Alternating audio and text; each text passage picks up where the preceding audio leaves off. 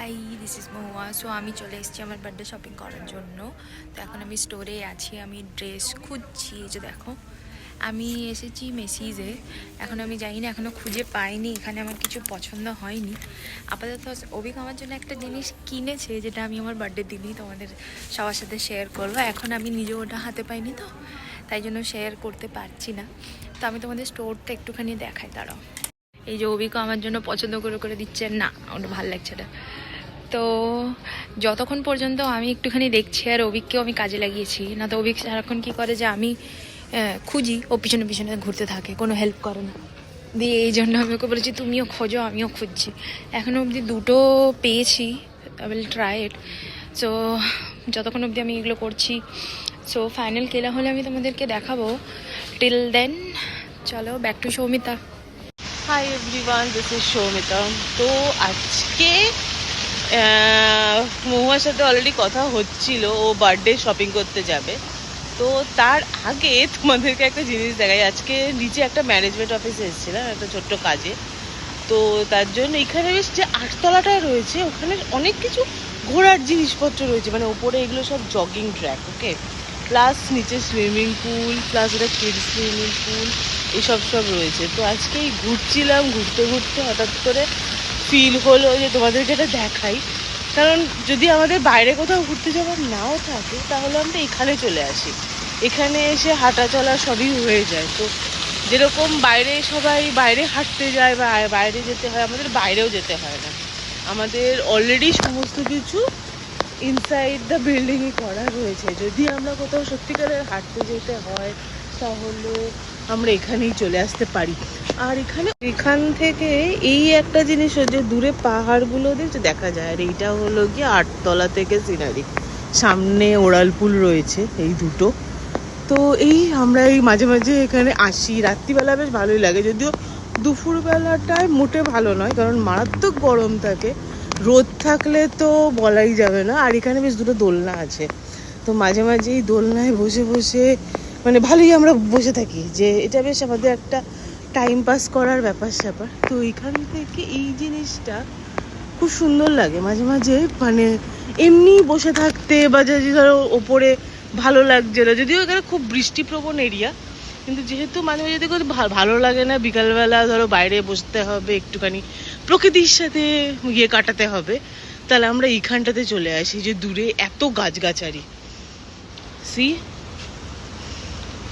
ওই যে সেই সুইমিং পুলটা যেটা দেখালাম একটু আগেই, ও যেটা বলছিলাম যে এই, আর এই যে পিছন দিক দিয়ে বেশ ভালো, মানে এটা বেশ মনে হয় যেন প্রকৃতির মাঝখানেই রয়েছি, জঙ্গলের মাঝখানে ঘুরে বেড়াচ্ছি। তো নিজের একটা বাগান হলে, বা নিজের যদি ব্যাকইয়ার্ডে একটা বিশাল বড় জায়গা হতো, তাহলে হয়তো আমরাও এরকম একটা ছোট্ট সুইমিং পুল বানাতাম, একটা এরকম গাছগাছালি লাগাতাম। মানে এখানে অনেক বড় বড় গাছও রয়েছে, এরকম সব ছোটো ছোটো গাছ। আর এটা তোমার floor 8 number, it's not like কি গ্রাউন্ড ফ্লোর।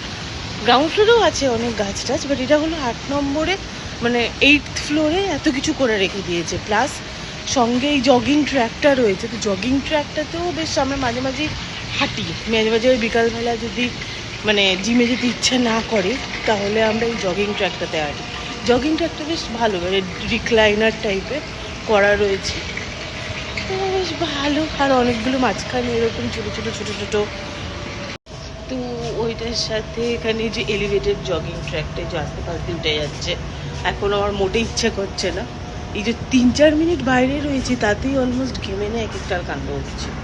তো মনে হয় না আমি ওপরে উঠবো বলে, কারণ বিশাল গরম লাগছে। আর আমি কেন এখানে ঘুরছি, কারণ একটা আমাকে আমার অ্যাক্সেস কার্ডটা একটু ব্লক হয়ে গিয়েছিলো, তো তার জন্য মানে ঘুরে বেড়াচ্ছিলাম।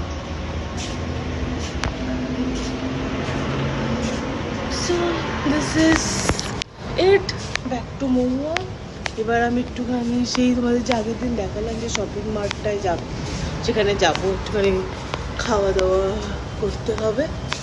সো ব্যাক টু মহুয়া, আবার পরে আসছি।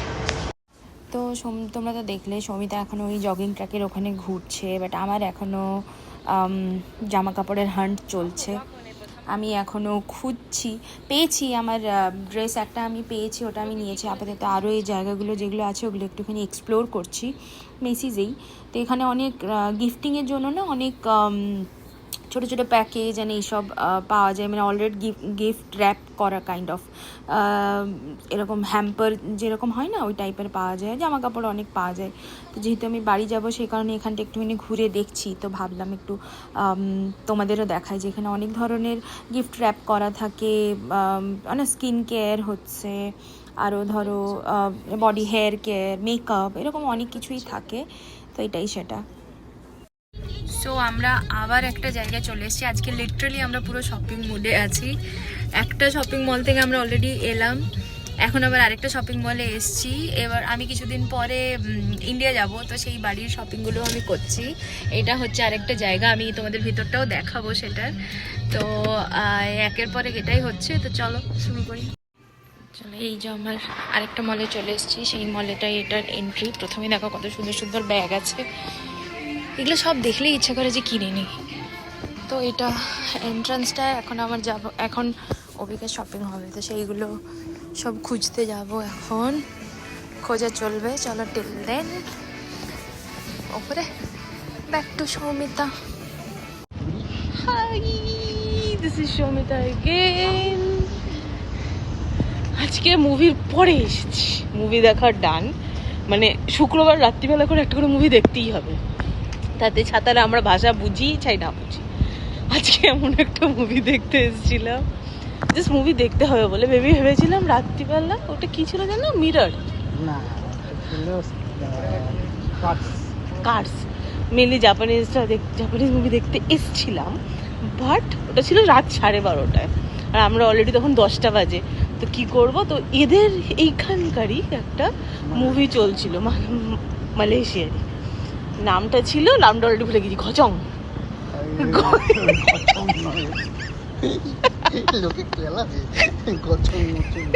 So,